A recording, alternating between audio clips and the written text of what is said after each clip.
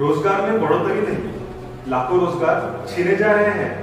अर्थव्यवस्था पूरी तरह से ध्वस्त हो रही है। क्या यही है लोगों की सरकार? CAA, NRC, NPR का विरोध हम क्यों ना करें? हम इस देश के नागरिक हैं। अपनी पहचान के सबूत हम आपको क्यों दें? कोविड-19 से सारे गरीब मजदूरों की जिंदगी बर्बाद होगी और उनके लिए कोई मदद नहीं। क्या वो इंसान है? दलित, आदिवासी, मुस्लिम और ओबीसी का हर क्षेत्र में शोषण हो रहा है। क्या न्यायपालिका सरकार के हाथों की कठपुतलियां बन गई है? संसद, न्यायतंत्र, कार्यपालिका और मीडिया, क्या यही लोकतंत्र के चार स्तंभ है या सरकार के हाथ का व्यापार तंत्र है?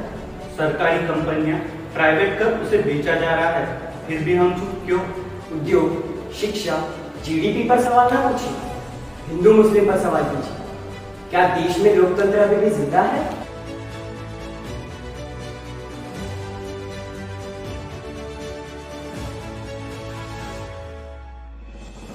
निजीकरण करके सरकार को अमीरों से चुनाव जीतने के लिए पैसा मिलता है।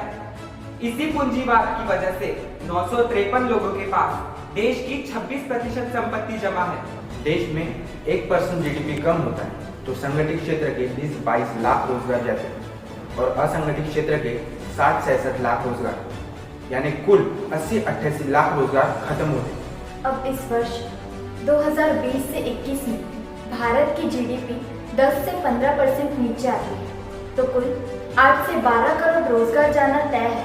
इसका मतलब 40 से 60 करोड़ भारतीय सीधे तौर पर प्रभावित होंगे।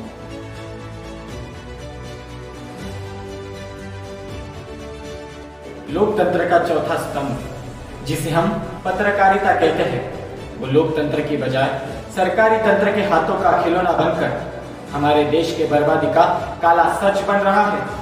देश के लोकतंत्र को बचाने के लिए चुनाव ईवीएम मशीन से नहीं, बैलेट पेपर से कर चुनावी प्रक्रियाओं में सुधार लाने की जरूरत है। संसद अब है कहाँ? संसद तो अब कॉर्पोरेट संघ बन गया है। किसानों, मजदूरों और बेरोजगारों का यहाँ से केवल अब शोषण हो रहा है। देश से जाति, वर्ग, वर्ण वंशों के विरोध में संसद में बिल पारित कर जाति व्यवस्था को नष्ट करने के लिए अब हमें आगे आना चाहिए। पिलगाम शासक बेटियों पर हो रहे शोषण को रोकने की बजाय खुद शोषण कर रहे हैं।